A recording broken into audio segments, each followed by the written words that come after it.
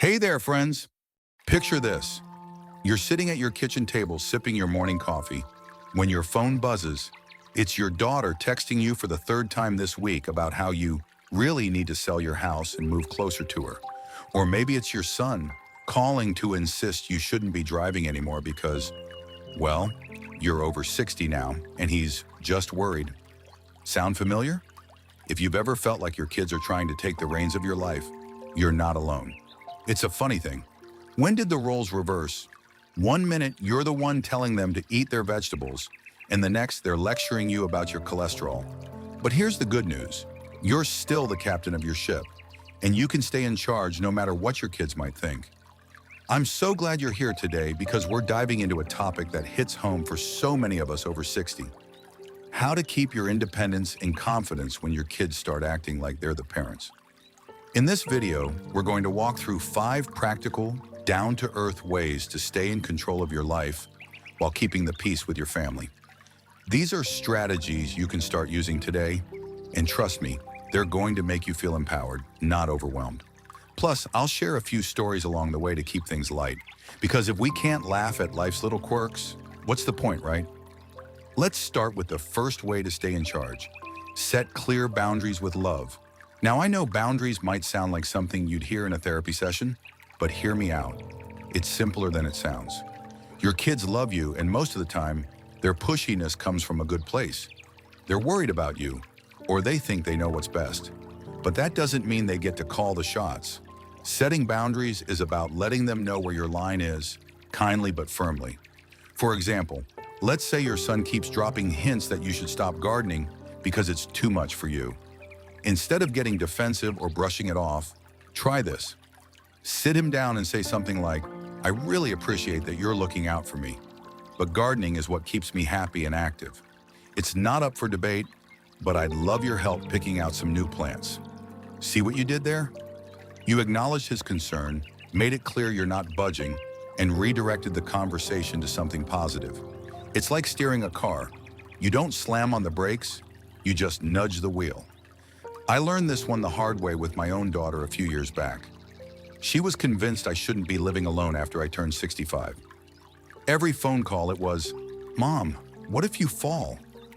What if something happens?" I could feel myself getting frustrated, like she was trying to put me in a box labeled fragile. So one day I invited her over for tea and I laid it out. I said, "Sweetheart, I know you're worried, but I've been taking care of myself for decades and I'm not ready to give that up. If it makes you feel better, I'll keep my phone on me all the time, but I'm staying put." It wasn't easy, but it worked. She backed off, and we're closer now because she knows I'm serious about my independence. The key is to be calm, clear, and kind. No yelling or guilt trips needed. Try it out this week. Pick one area where your kids are overstepping and have that gentle but firm conversation. You'll be amazed at how much lighter you feel. Now that we've got boundaries in our toolbox, let's move on to the second way to stay in charge. Own your decisions with confidence. This one's all about trusting yourself and standing tall, even when your kids question you. Let's be real. Sometimes their comments can make you second-guess yourself. Maybe they say, "Why are you still working part-time? You should be relaxing." Or they roll their eyes when you talk about taking a trip with your friends. It's easy to start wondering, am I being foolish? Should I just listen? But here's the truth. You've earned the right to make your own choices. You've got decades of wisdom under your belt, and nobody knows what's best for you better than you do. Here's a little trick I use to boost my confidence when I feel those doubts creeping in. I remind myself of a time I made a tough decision that turned out great. For instance, a few years ago, my son thought I was nuts for signing up for a painting class at 62. He said, "Mom, you've never painted before. Why start now?" But I went anyway. And not only did I love it, I ended up selling a couple of my pieces at a local art fair. Whenever he questions me now, I think back to that painting class and remind myself, I've got this. You can do the same. Think of a time you proved the doubters wrong. Maybe it was going back to school, starting a new hobby, or even raising your kids through tough times. Write that moment down and keep it in your pocket, figuratively or literally, as a reminder that you're capable of making great decisions. Owning your decisions also means being ready to explain yourself, but only to a point. You don't owe your kids a 10-page essay on why you want to keep your car or take a dance class. A simple, confident response is enough. Try something like, "I've thought about it, and this is what I'm doing because it's right for me." No apologies, no waffling. I knew a woman named Betty who was a pro at this. Her kids were always on her case about her risky choice to travel solo in her late 60s. She'd just smile and say, "I've planned everything out, and I'm going. I'll send you postcards." And off she went, living her best life. That kind of confidence is contagious, and it sends a clear message. You're in charge. Setting boundaries and owning your decisions are like two sides of the same coin.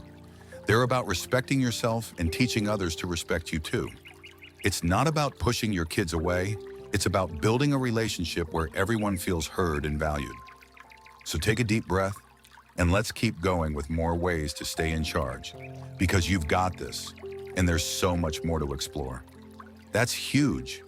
Now let's keep the momentum going with the third way to stay in charge after 60. Keep your life full and vibrant.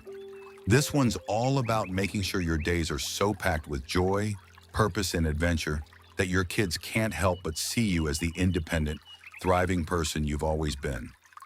When your kids start nudging you to slow down or move to that sensible condo across town, a busy, fulfilling life is your best defense. It's like saying, "Sorry, I'm too busy living my best life to rearrange it right now." Think about it. When you're out there doing things you love, whether it's volunteering at the community center, taking a yoga class, or finally learning to play the guitar, you're not just filling your calendar. You're showing your kids that your life is yours to shape. A friend of mine, George, is a perfect example. At 68, his daughter kept suggesting he sell his house and move into a senior apartment because she thought he was just rattling around by himself. But George wasn't having it. He started hosting weekly card games with his buddies, joined a local hiking group, and even took up beekeeping. Yes, beekeeping. When his daughter saw how full his life was, she stopped pushing. She even started asking him for honey. The point is, a vibrant life sends a clear message. You're not sitting around waiting for someone to tell you what to do. So how do you make this happen? Start small.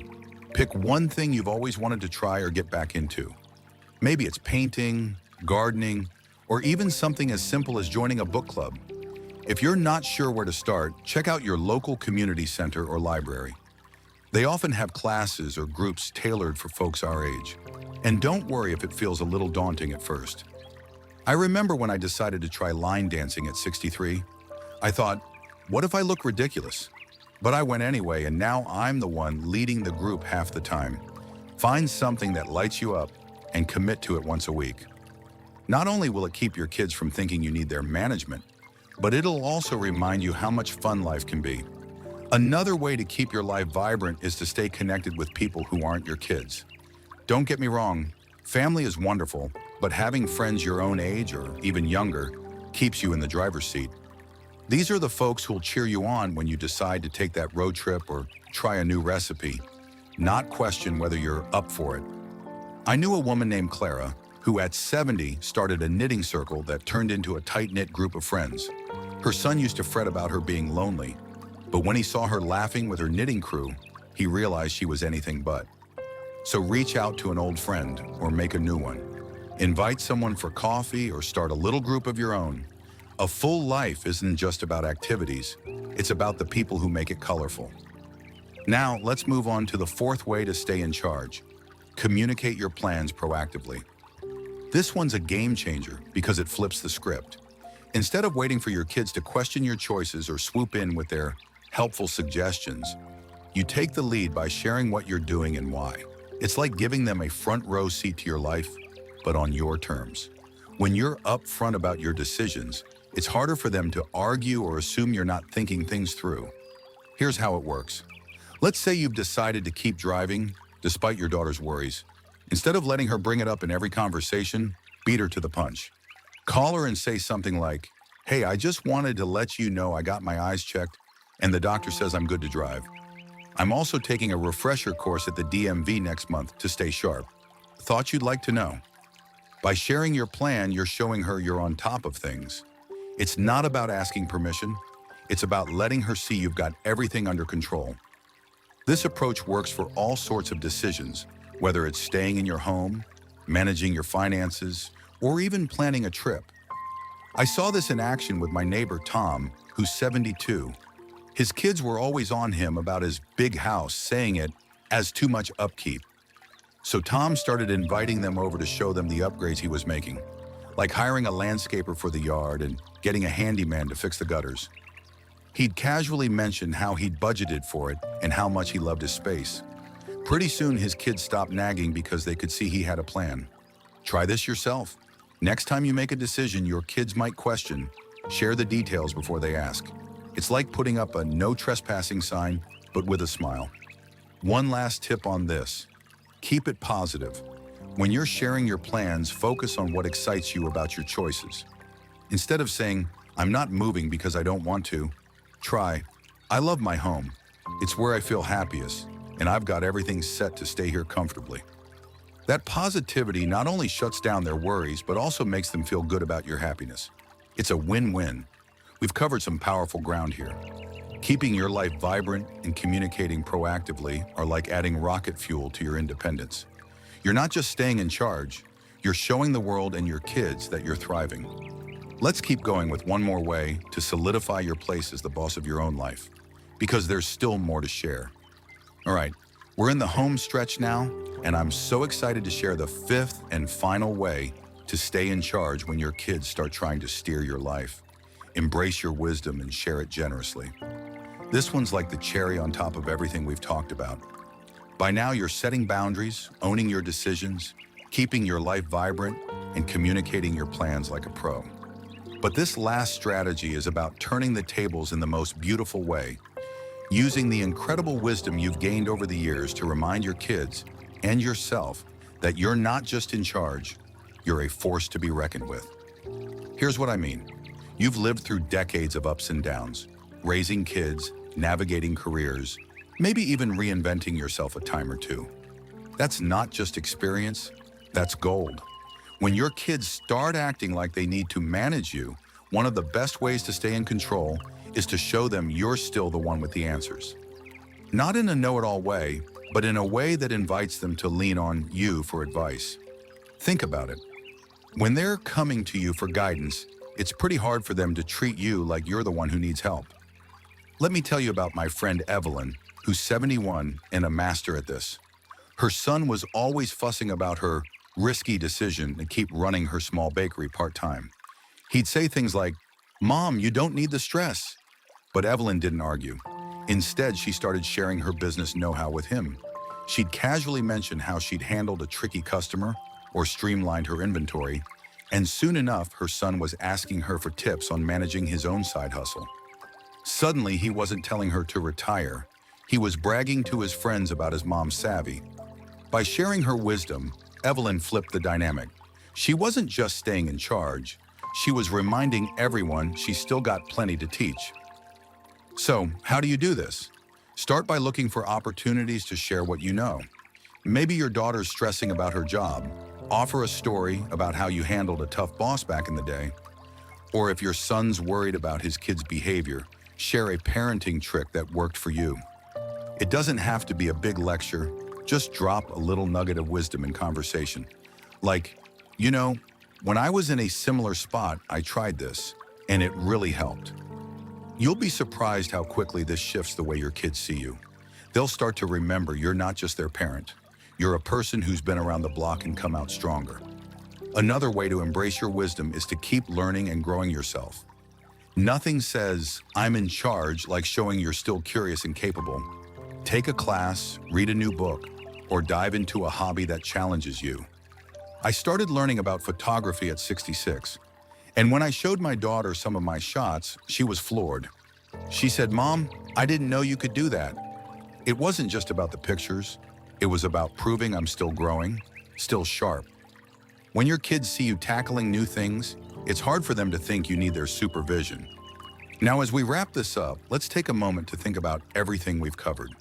We've talked about setting boundaries with love, so your kids know where you stand without any hard feelings. We've looked at owning your decisions with confidence, trusting the wisdom you've earned over the years. We've explored keeping your life full and vibrant, so you're too busy thriving to let anyone else take the wheel. We've discussed communicating your plans proactively, staying one step ahead of their worries. And now we've added embracing your wisdom, using your experience to guide and inspire. Together, these strategies are like a roadmap to staying in charge, not just for today, but for all the years ahead. I want you to walk away from this video feeling empowered and ready to take on any moment where your kids try to nudge you out of the driver's seat. You're not just over 60, you're in the prime of your life, with so much to offer and so much to enjoy. So try one of these strategies this week. Maybe have that boundary-setting conversation or share a piece of wisdom with your kids. Whatever you choose, do it with a smile and know that you've got this. I'd love to hear from you in the comments below. Have your kids ever tried to parent you? What did you do about it? Or maybe you've got a tip of your own to share. I'm all ears. If you found this video helpful, please give it a thumbs up and hit that subscribe button so you don't miss more content like this. We're all about living our best lives at any age, and I'm so glad you're here with me. Here's to staying in charge, staying vibrant, and showing the world what we're made of. See you in the next video.